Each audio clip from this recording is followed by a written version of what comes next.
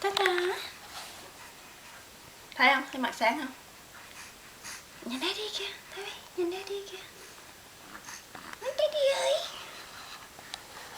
Nè, coi Thảo Vy đứng được nè.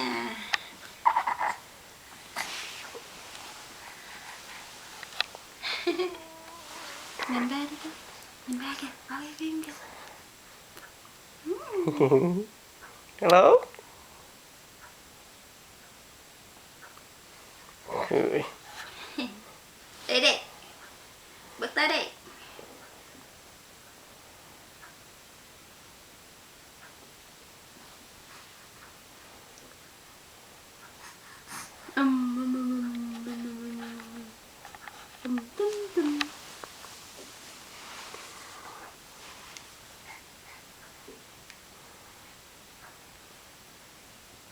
Nhìn hả?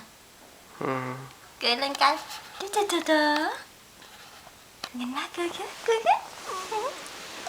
Cười cái rồi.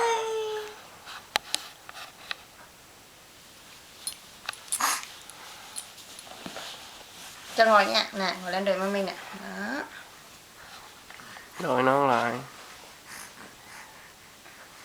Đội nón mới nhìn dễ thương. Cởi nón ra xấu quá.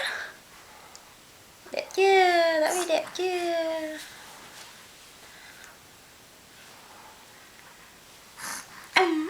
Nhìn ba kìa. Có đang quay phim với con kìa.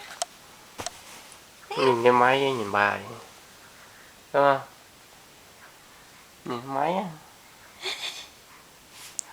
Nhìn máy rồi nhìn con. Chụp cái máy đi con. Đây bữa con chụp máy con tự quay con đi.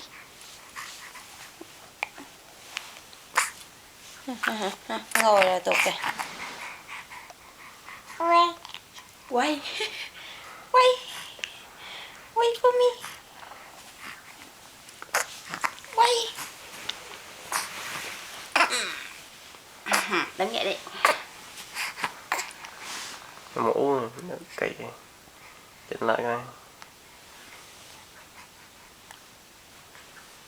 Mày coi đẹp chưa? Đại khái vậy đi. Nhìn đẹp mà. Đấy.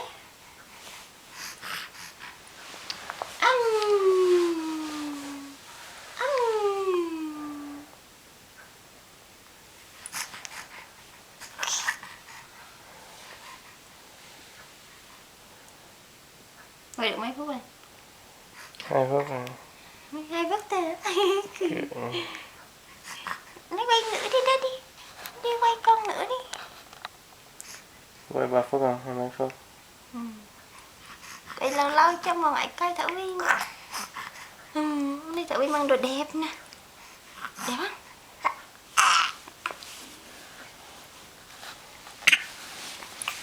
Rồi, nằm xuống. Nằm trên cái gối.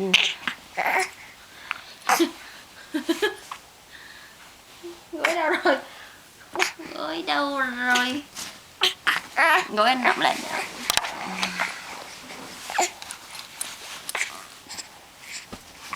Nó vì nhiều nước miếng dơ quá. Nó.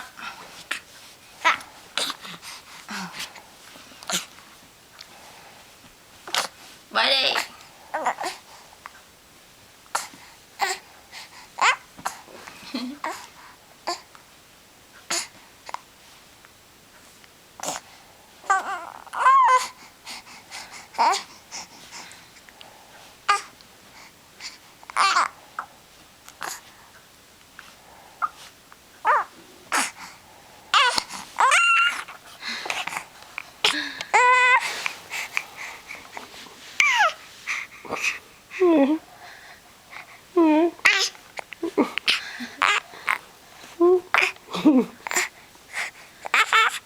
Đang quay con cái gì nè.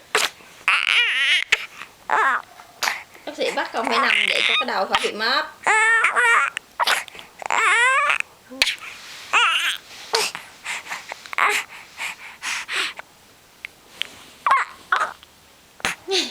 Thôi vậy nha.